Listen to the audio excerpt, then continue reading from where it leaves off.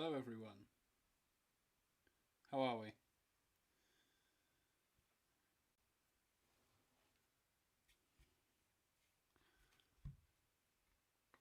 So today I'm going to be continuing on the carving of this design. Jed's one of Jed's newer ones. It's just the key block. It's just the main key block. There's 3 key blocks for this design, so it's a little bit vague at the moment, but we're just going to be working on these figures here, starting up here.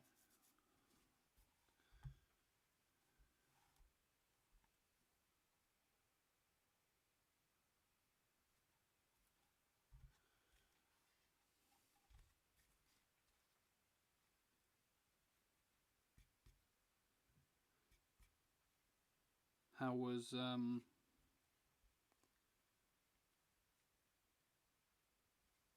everyone's weekend?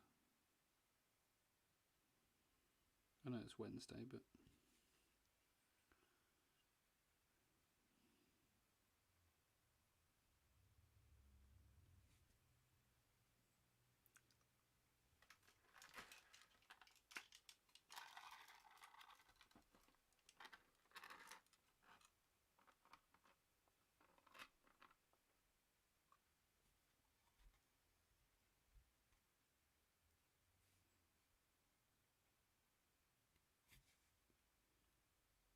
so there's not too much exciting work going on this evening. Just going to be working on these small little areas around the face. So if anyone has questions or anything like that, then pop them into the chat and I'll I'll read as I go along.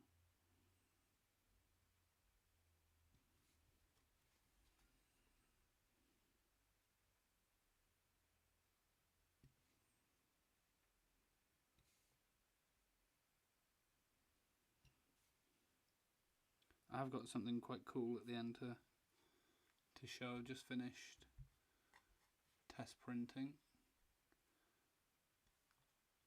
I know I saw your Hokusai block, George. It looks that looks amazing. Congratulations! It looks like a lot of hard work to get through that.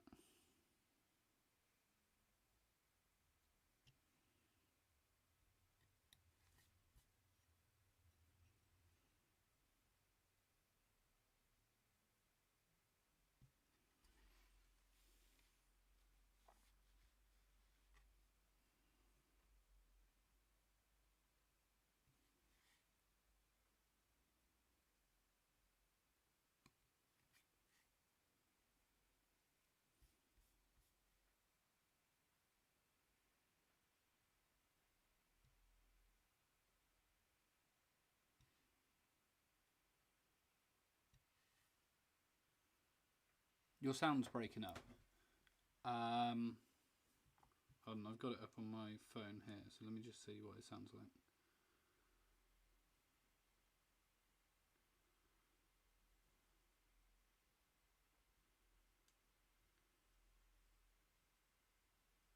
Your sound's breaking up. It sounds okay on my end.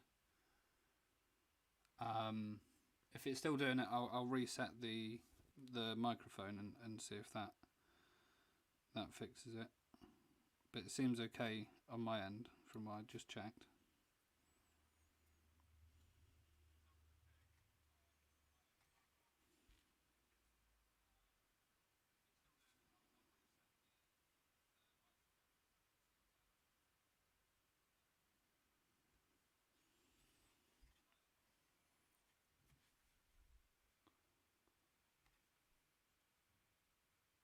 Yeah, try reloading.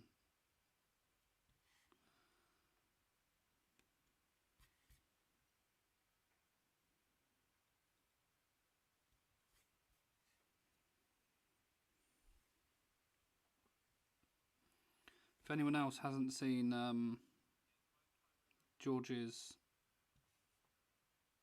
Hokusai reproduction he's working on, go check it out on his Instagram. He's doing some great work.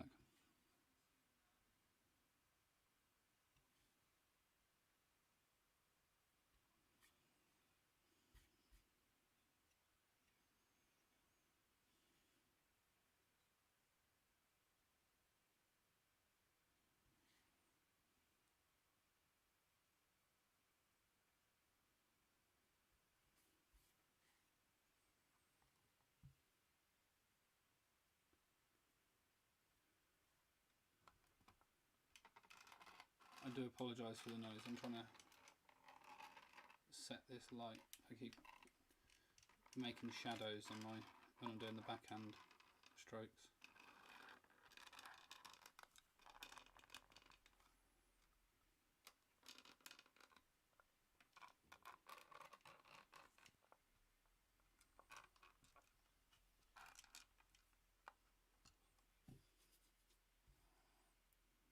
Yeah, that's going to be better.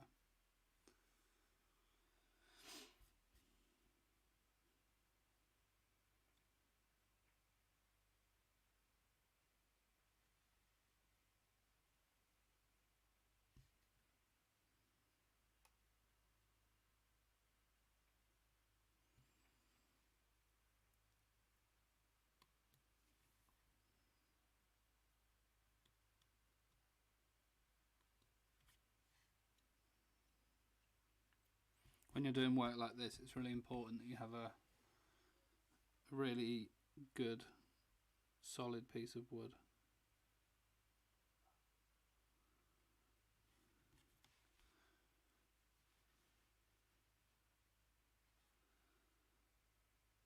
Otherwise, it'd be very hard to preserve any of the lines or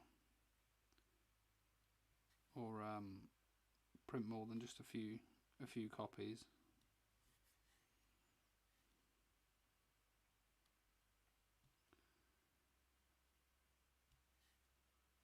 Make sure the knife is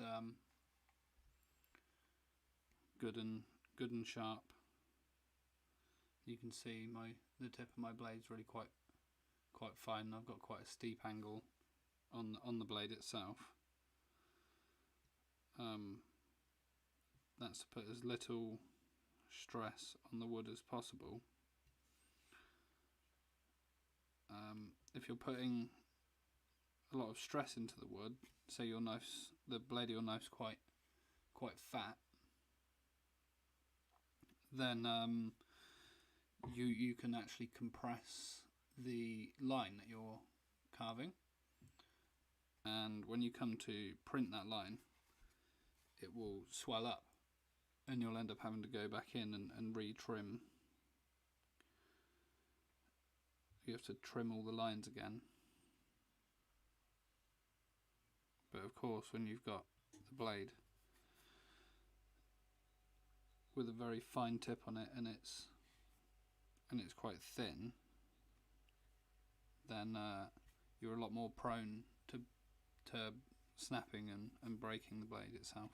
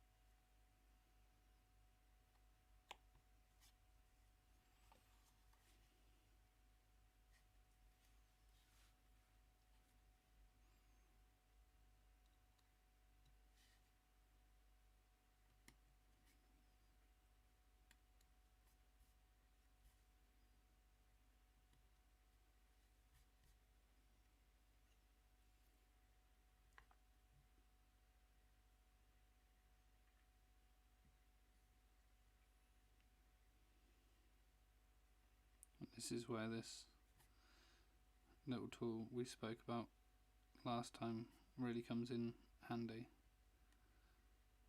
Just to pop out these really small little areas.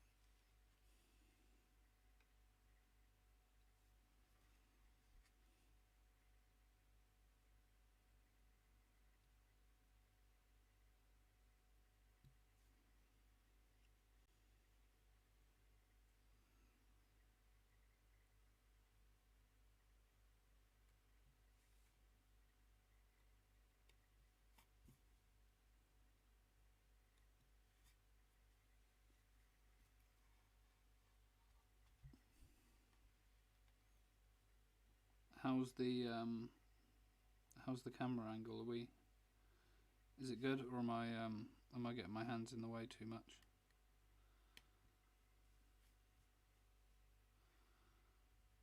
My head. I'm still getting used to trying to carve this way. Usually I'd be a lot more over the block, but camera's there, so I'm trying not to bang my head on the camera.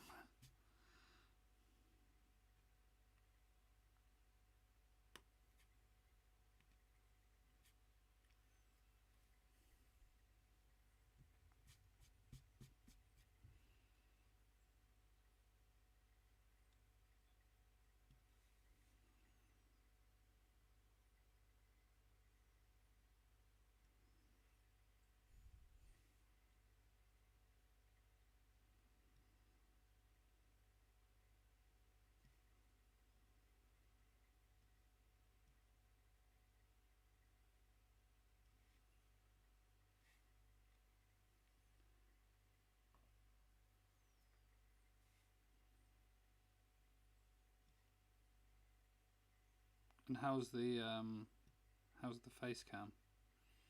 This is about the only angle I could get that was sort of semi-decent. I know it's not exactly showing a lot, but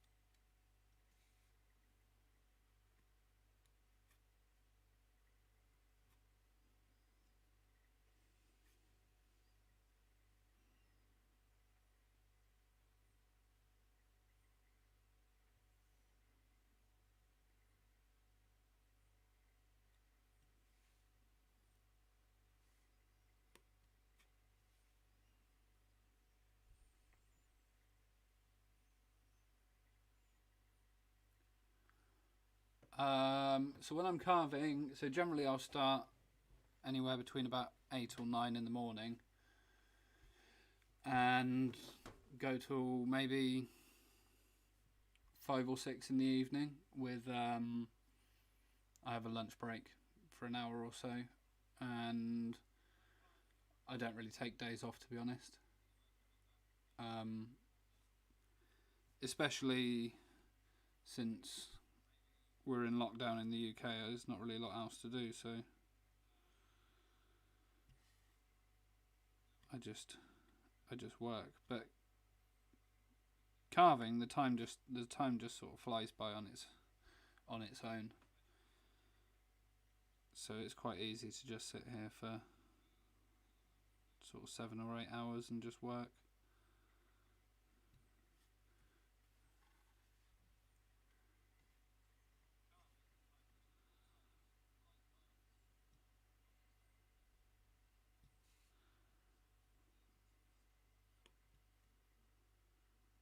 So, for example, today I was test printing all day, so I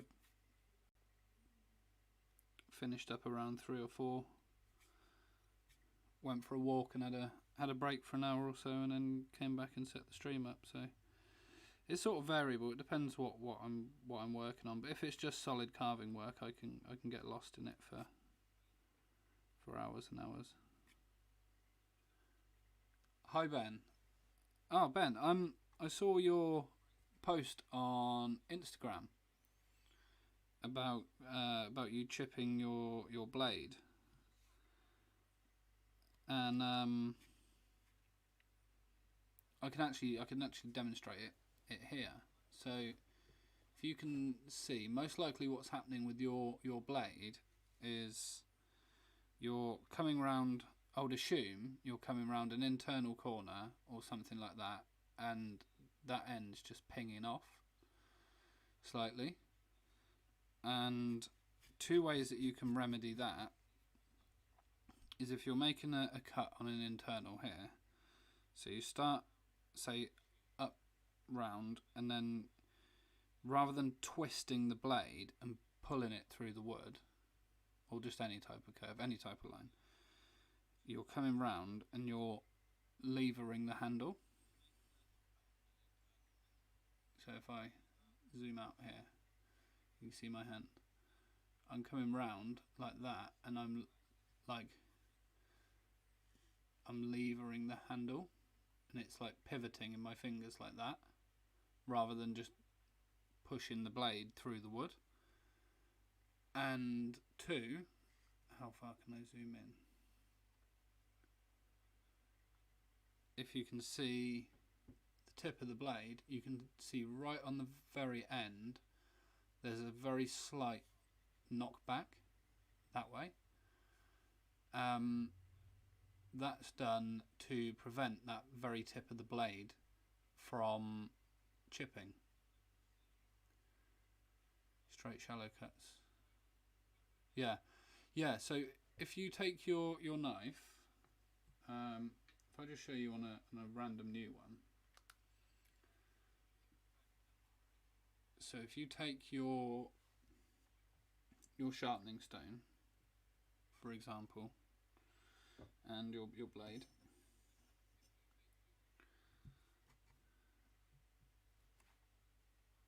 and I take the sharpening stone up on the edge, and then you can see these little lines in here. I'll take this tip of the blade, the back side of the tip of the blade, and put it just on the back edge of the tip and drag it across the stone.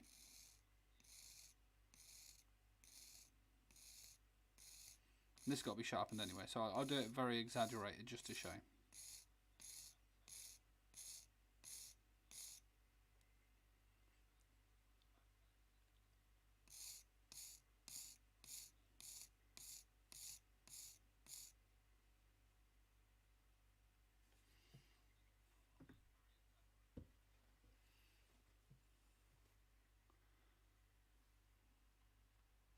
So, where are we? Come on, focus. So if you can see there now, the back edge of the blade, yeah, because it just stopped using the edge of the stone, just stops you putting big scores in the front edge of it. That should help a lot in chipping the blade. Other than that, it's just a case of chipping it loads and then resharpening it and chipping it again. It happens all the time. You see Dave do it. I do it multiple times a day. I probably wasted so much money in blades. I probably could have bought 2 new new blades for the amount of metal that I've wasted chipping them. So like what I'm doing now, that's very easy. That's a very easy place to chip the blade. Not so much when you're doing like this backside cut, but on the front side, where it's very easy to put too much pressure, and it can even be a case of you're pushing down too hard with the hand that's holding the blade.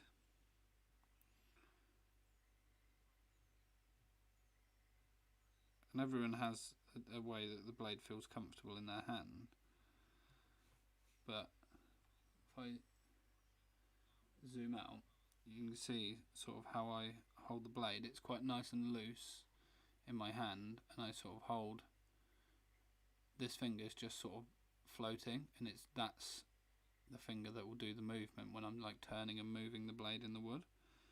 So for example, if I'm coming around here, I'm holding the blade very lightly, and I'm just sort of rolling my index finger across the top.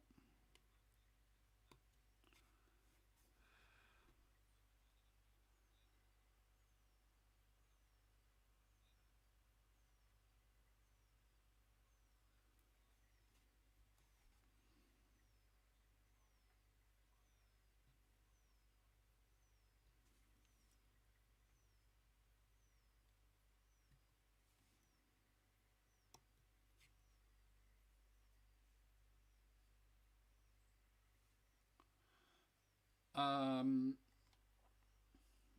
have to think about that. Do I play? No, so it's pretty much the blade is feels sort of quite loose in my hand. So when I'm holding it, it's sort of just there like that, and then when I'm actually carving, I'm not putting a huge amount of pressure, but the more there's more pressure on these two fingers when I'm carving, holding that ferrule there, and the thumb is just sort of there to help to maneuver and to add a bit of stability and balance to it. At least for me. I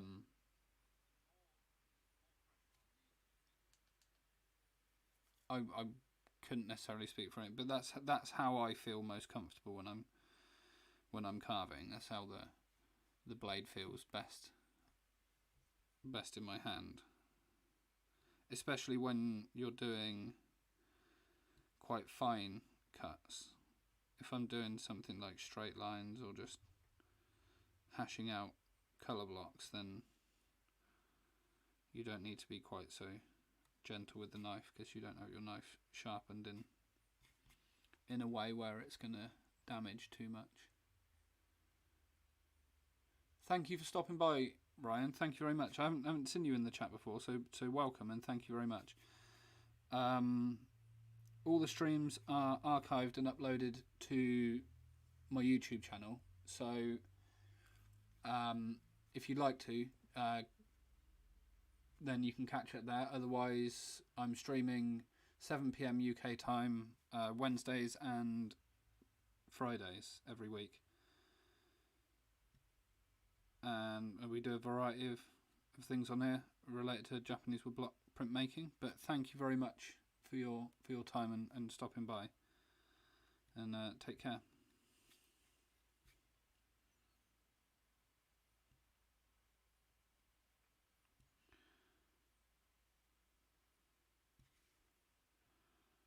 And one other thing I don't know if I've mentioned before, when you're carving, generally you carve the inside of your shape first, then do the exterior lines, and that is because you have slightly more scope when carving. Generally the inside of lines are less detailed, so for example here on this fold, that nice little fold shape is on the outside of the line, not the inside. So if you carve the inside and you've carved it a little bit sort of fat or wonky or something, you can correct that in the carving on the outside of the line. And then generally the inside of the lines are more important than the exterior. That's generally where most of the content is found inside. So you want to get that done out of the way first, because obviously the paper starts to come up and stuff. So you want to get those in, carved out the way first of all.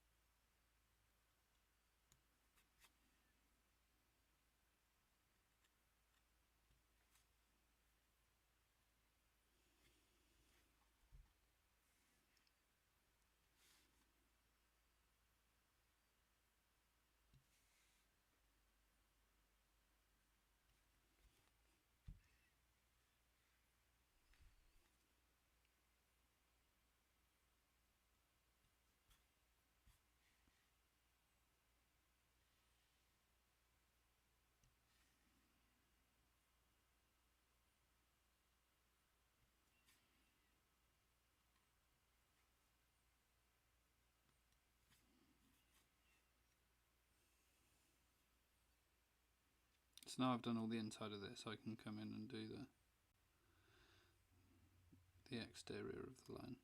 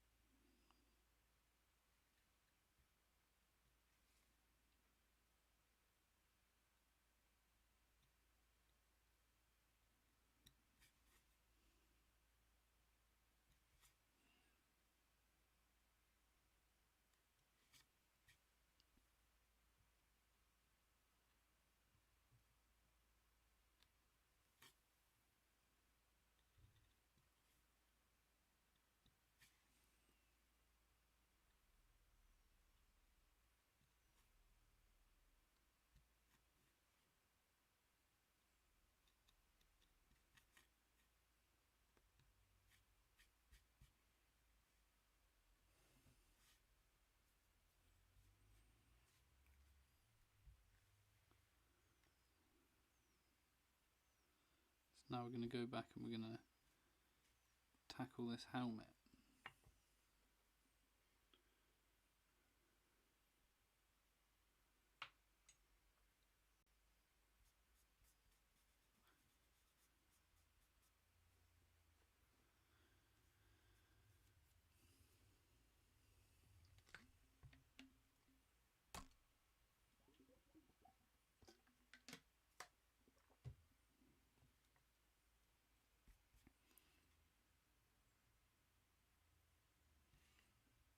So doing something like this, where you got all these different little shapes, you want to start with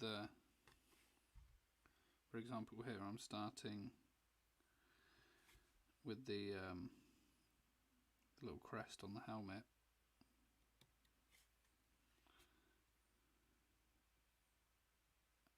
And these small areas coming off.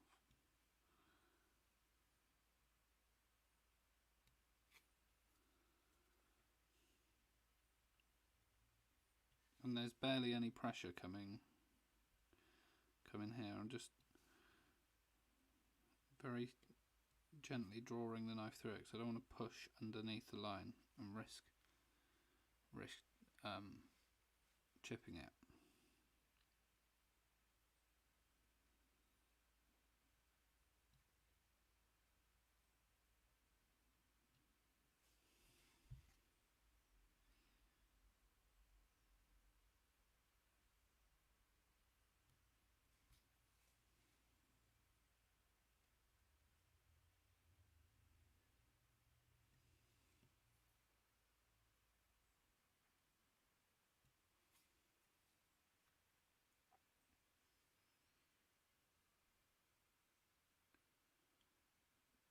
The pricier options. What? I apologise, Harrison. What do you mean pricier options in terms of prints or materials?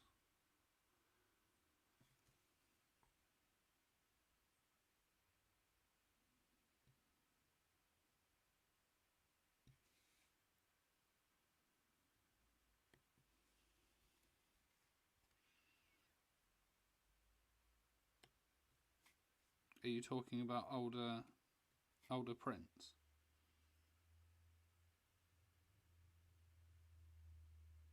Or are we talking about materials?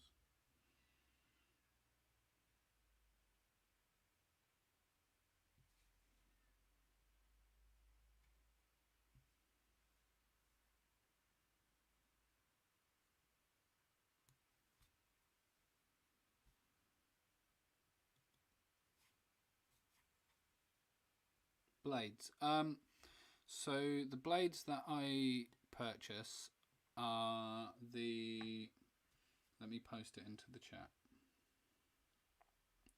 I get them from Woodlike Matsumura. I import them from Japan. They actually came rather fast this time. Usually they take a while, but they're worth it.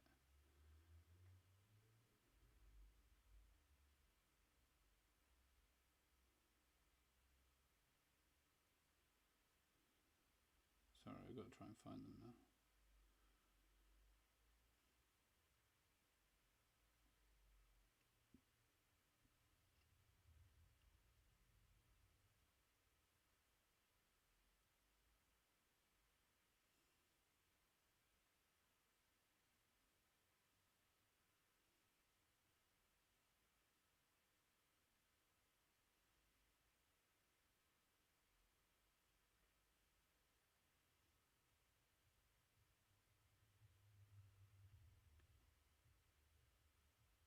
So here is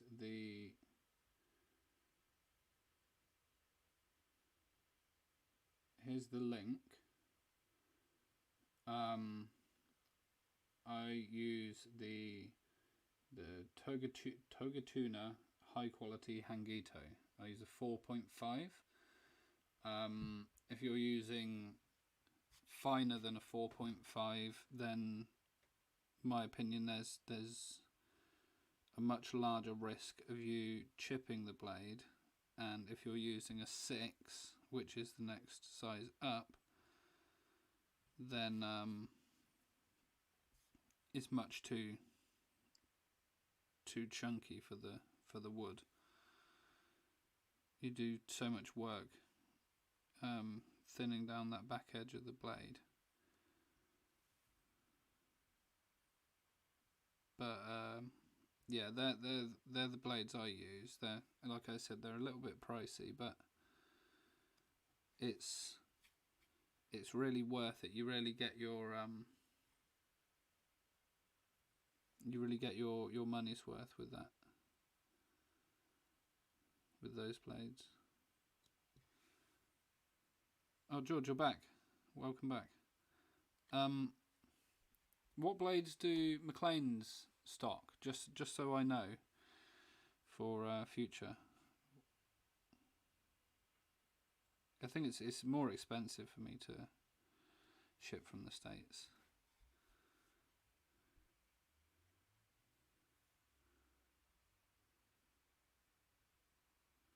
And I know Mr. Matsumura.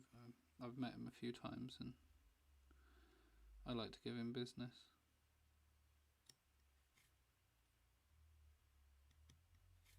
But it's always good to know. Yeah. So it's not so much the cheapness of the blade, because you can make a bad piece of steel still very sharp. It's probably more a case of it being 6mm and just being a little bit too fat for the blade itself. So I've got a 3. Is this a 3? I bought this in the UK. It's a terrible thing. I bought it and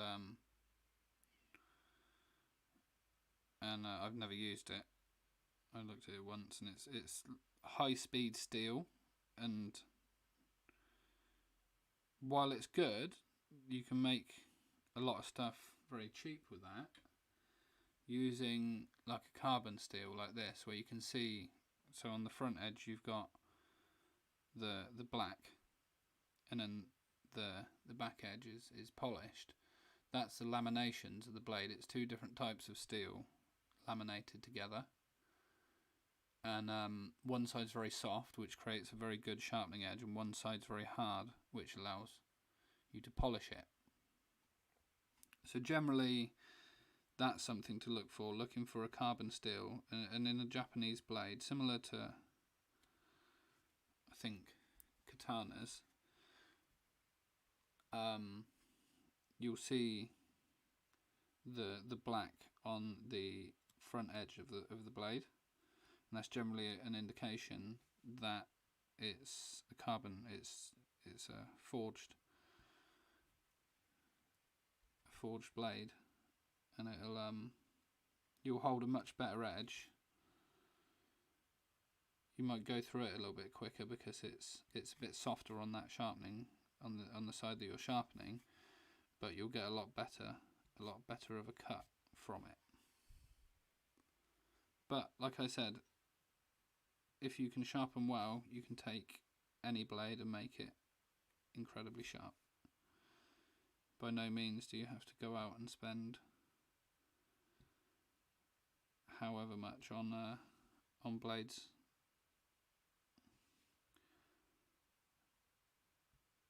I only do just because this is what I've always used, and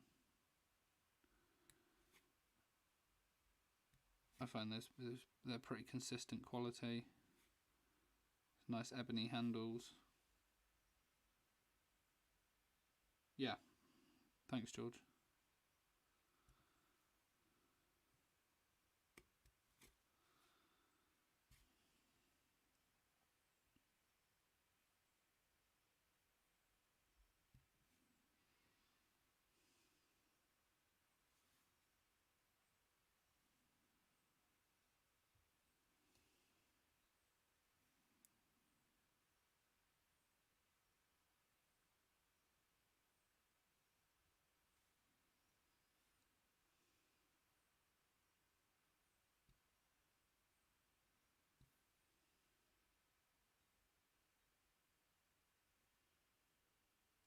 Fatatsu Wari.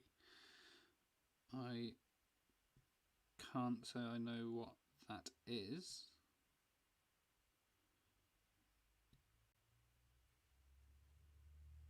George may be able to help with much better knowledge than I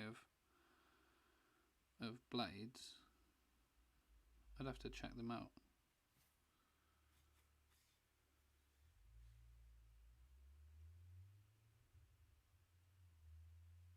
Yeah, power grip are very good. I've got a few power grip gouges for clearing out and stuff. They're very good. If you're in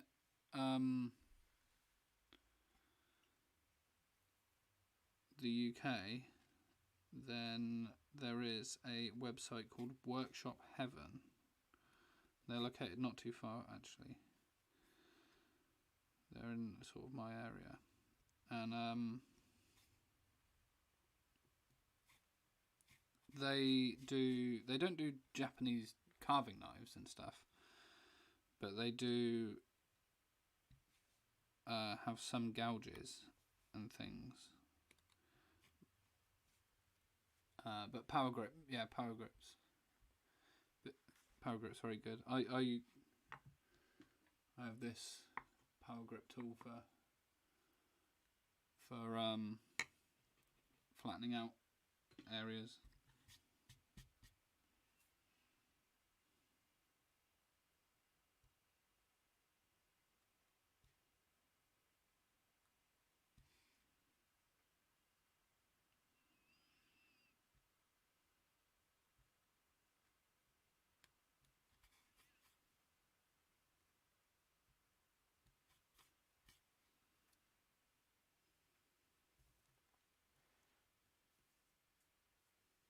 Oh, okay.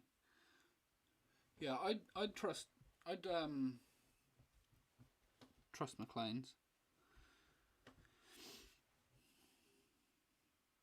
Right, now it's trying to do the face.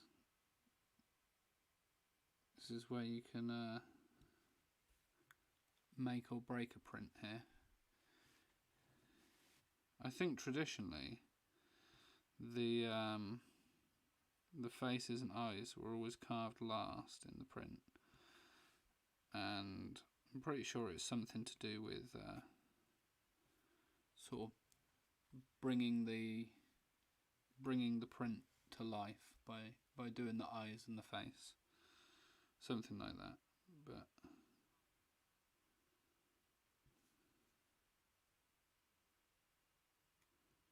I haven't got time to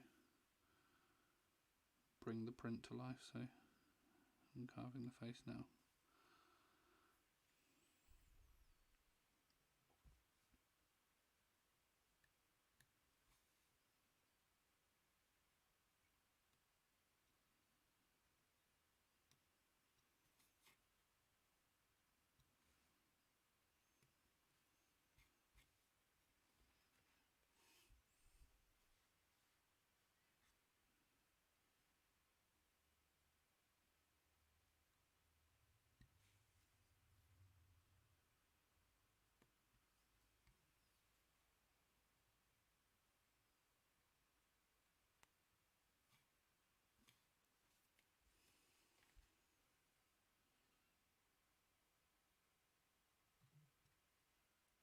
Fortunately, this face is just a couple of little flicks of the brush, and then a short line for the nose, so it shouldn't be too bad. Yeah, power. I would recommend power grip to anyone, and especially if you're moving to a smaller blade. If you've got used to the 6 you're using and you want to use a smaller blade, then definitely get a slightly more inexpensive one. You don't want to spend $40 or $60 or whatever on a knife, and then spend all your time sharpening it and chipping it and stuff, and not getting any value for your money. Because it is different using a different sized blade. It is very different.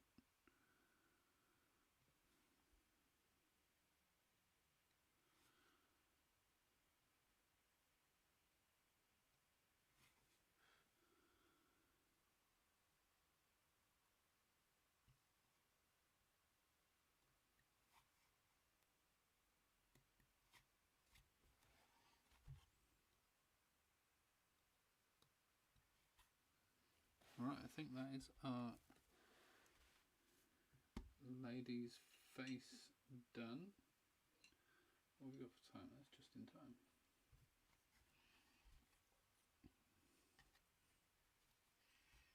Oh, I apologise, I'm making a right mess of keeping this on camera.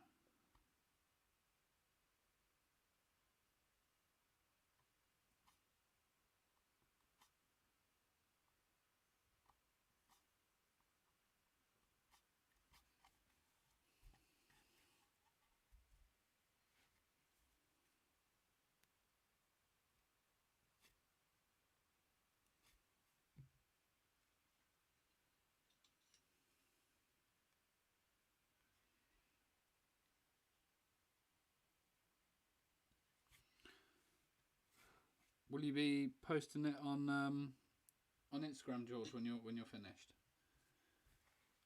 I can't wait to see it.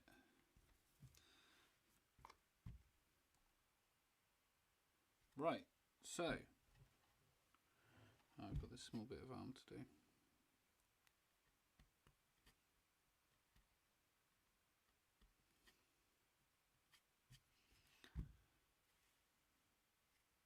So we got a reasonable bit done today.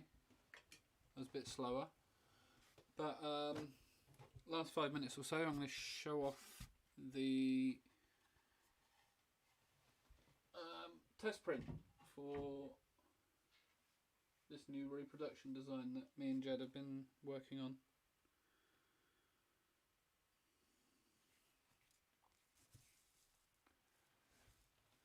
So here we go.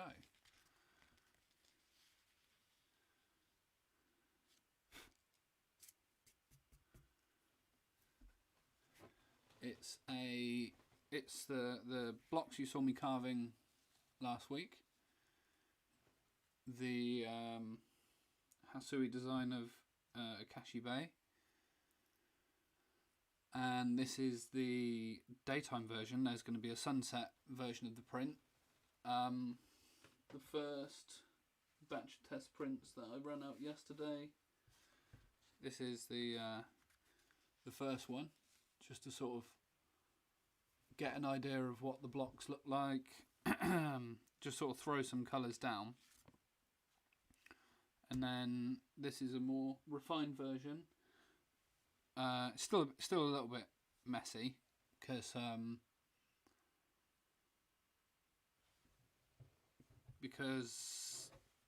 I printed it all in one day, and it's like 11 or 12 impressions to get the design done, and you wouldn't normally do that in one day, because it's just adding way too much water to the paper, and the paper really doesn't like that, especially when you've got 3 or 4 impressions all across one area like you do in the bottom here. It gets very, very wet, and sort of you get this bleed through that you don't want. But so I'll be pulling this batch this week, over the next week or so, and it'll be on. I'm not sure what the price is going to be, but 50 or I don't know. I can't remember now what we decided on. But yeah, this will be on sale in the next few weeks, along with the sunset version. Same blocks and things. It's just it's got nice purples and reds and yellows and stuff.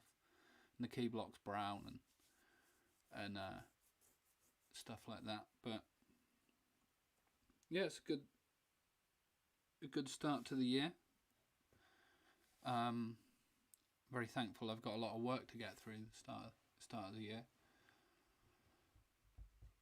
But yeah, so if I'll zoom in on a few areas. Excuse the creases and stuff. I didn't really dry the print very well, but we got this nice subtle gradation. You see areas I've still got a trim in the bottom here where I've burst the lines. There's too much water gone in, and it's blown that line out. It's gone a bit fuzzy, and same in the sail. A lot of the key block really. It's not as clear. You can see up here. It's not very clear, but the paper's just so wet by that point. And whilst it looks like almost all the same shade of blue, it's the same colour. It's all Prussian blue, but there's just a lot of different tones. So this is very slightly different, excuse me, to the main background, and then there's a very, very pale gradation in the top here. We've got the slightly darker gradation, and yeah, we did have a version where we had some darker areas over the top of the mountains, but it just looks a bit. This is a bit more subtle and a bit more refined, a bit closer to the original. We've added quite a few blocks to the original. The original one was pretty much just the boat, the mountains, a flat colour, and then one gradation. We have 2 gradations in the bottom, 1 in the top, and then a flat tone underneath. Yeah, I'm excited to get printing on this and get this sent out to everyone. But once again, we've reached the hour mark, so I'm going to close off for the evening and finish up and stuff. But thank you very much, everyone, for joining again. I've noticed the viewership's gone up quite a bit. This really is great. I know I've promised Facebook groups and more Patreon stuff, and I'm going to be able to get to that this week, now that my afternoons and stuff are going to be a bit more free with printing this and stuff. So I'll make sure that I get to that over the next couple of days. I'll make sure to post on my socials and to Patreon when that's all up. But thank you everyone for joining in. It really means a lot to be able to speak to people and share what I'm learning, because I am learning. I haven't been doing this a long time, and it's fun to share and converse with people and share ideas and stuff. So I look forward to this in the future going forward, and thank you for being part of it now. I'm going to head out now, so thank you again, and I'll see you all Friday, 7 PM UK time. Take care.